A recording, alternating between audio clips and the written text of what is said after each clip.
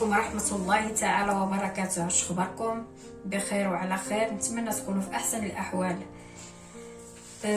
واش البركه مسعوده على حسب العيد الصغير دابا قرب ان شاء الله يدخلوا علينا بالخير.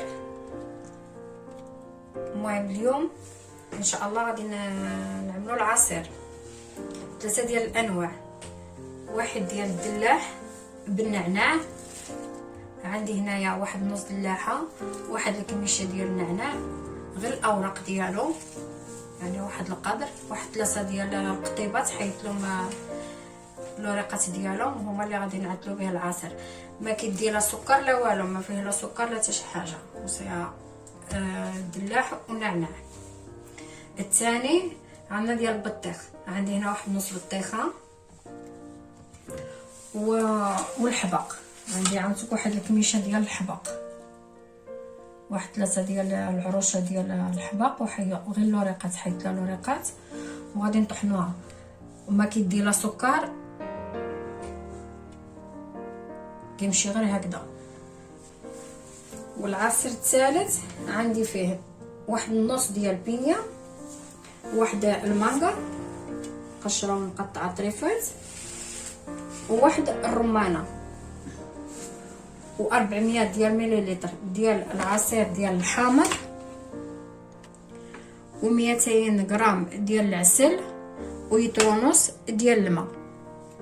هاد المكونات هادو هما اللي غادي يمشيو مع بعضهم.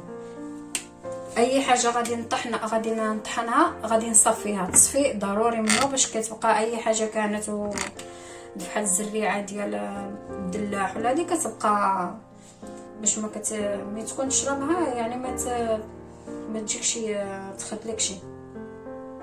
المهم انا غادي نطحن اي حاجه وديك الساعه نتلاقاو ان شاء الله.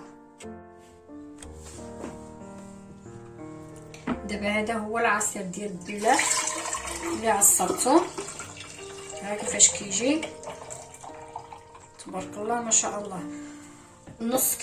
نص دلاحه رفد 30 غرام ديال النعناع غير الوريقات ديالو، ما كتزيدوا له لا ماء ولا سكر ولا والو، الدلاح والنعناع. هذا هو عصير البطيخ اللي وجدناه، هذا كاع ما كنصافيه حتى شي يتصفى، ما فيه لا ماء لا سكر، والبطيخ والحبق. الحبق نص بطيخه عملت فيها 20 غرام ديال الحبق غير الوريقات ديالو.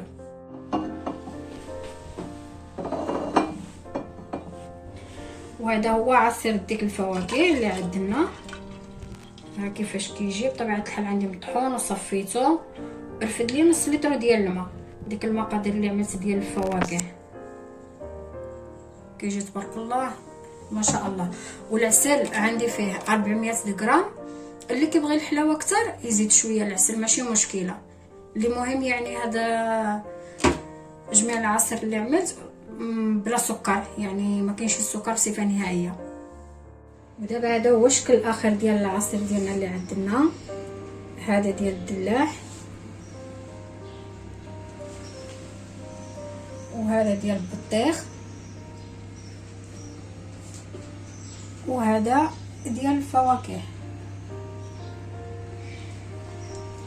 ايوا كنتمنى لكم الصحه والراحه، وكنشكركم بزاف على التعاليق ديالكم، والله يدخل علينا العيد بالخير وعلى خير، ونتمنى لكم كل خير ان شاء الله.